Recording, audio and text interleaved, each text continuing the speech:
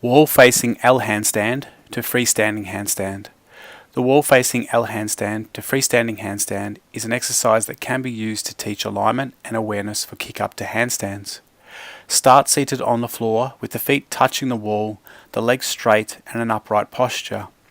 Place your hands on the floor beside your hips and vertically beneath the shoulders. This is where your hands will be placed when performing this exercise.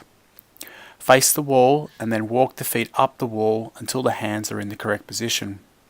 Push into the floor and elevate the shoulders to cover the ears.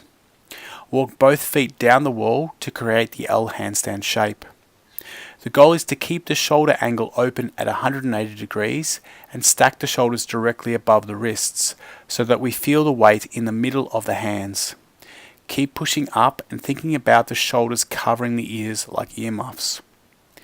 Keep both legs straight by contracting the quads and pointing the toes. Start to lift one leg off the wall and stack the foot vertically above the hips. Focus on pushing up and keeping the shoulder angle open. Try to feel your mid and lower traps working. The lats and pecs are also contracted.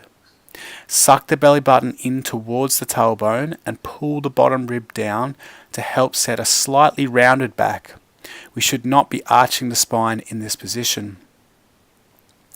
As you take the foot slightly past the alignment, the foot on the wall will start to float off the wall. Do not push off the wall with the foot.